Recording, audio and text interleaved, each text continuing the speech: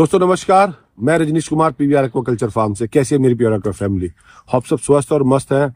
दोस्तों इस बार एक भाई ने कमेंट कराया कि सर आप हमेशा कोशिश करते हैं कि इस इंडस्ट्री को बढ़ावा मिले, तो लेकिन जो बिल्कुल ही जिसके पास कम पूंजी है वो कैसे बिजनेस करे। तो मैंने काफी रिसर्च करी कि अगर वो बेचारा डिस्ट्रीब्यूटर, उसको मैं सजेस्ट करूं बनने के लिए, तो वहां भी फंड चाहिए, रोटेशन के लिए भी फंड चाहिए, किसान भी उधार मांगता है। तो मैंने एक अपना निष्कर्ष निकाला, जिसके पास सबसे कम पूंजी है, चाहे वो टैंक्स में करे, चाहे स्मॉल आधा एकड़ के पौंड में करे, वो नर्सरी से काम स्टार्ट करे। लेकिन इसमें जो सबसे बड़ी प्रॉब्लम आएगी, वो सबसे पहले अपने एरिया के 40-50 फार्मर घूमे कम से कम, और ये देखे कि वो किस प्रजाति की मछलियां सबसे ज्यादा पालते हैं, वो कहां से सीड परचेज कर रहे हैं, क्या उनके पेन एरिया हैं, कितनी उनकी ग्रोथ हो रही है। आपके पास कम पूंजी है, आधा एकड़ लैंड है, 1 एकड़ लैंड है, आप केवल सीड का काम कीजिए।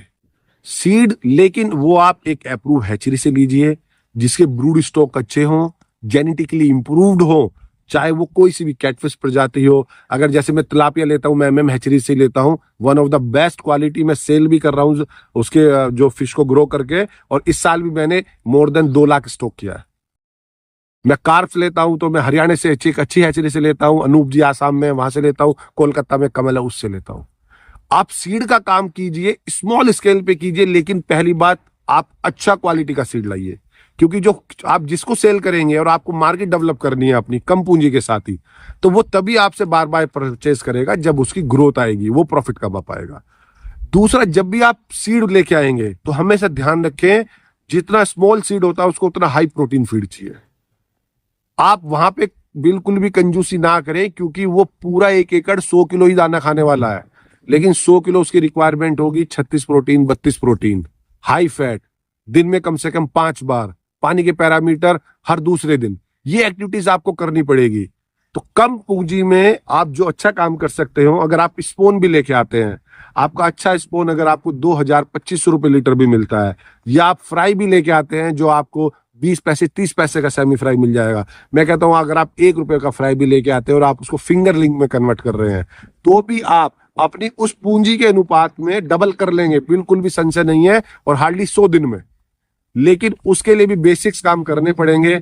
आपको अपनी वाटर बॉडी के ऊपर एक नेट लगाना पड़ेगा जो पक्षी उसे ना खाएं, उसकी बाउंड्री पे नेट लगाना पड़ेगा, स्नेक्स फ्रॉक्स ना खाएं, आपको उसका सर्वाइवल करना पड़ेगा। आप और स्टॉकिंग ना करें, क्योंकि और स्टॉकिंग करेंगे तो ग्रोथ नहीं आएगी, आप किसान को क्या दे पाएंगे। और जो मैंने फर्स्ट सेंटेंस बोला उसको दोबारा रिपीट करता हूं, अपने नियर बाय फार्मर से मिलके, नियर बाय फार्मर के पास जाके आप उसे पूछिए वो कितनी मछलियों का कल्चर करता है, कितने बड़े उसका एरिया फार्म है, कहां से सीड परचेज करता है, क्या उसके चैलेंजेस है, और आप उसके उन चैलेंजेस में क्या मदद कर सकते हैं।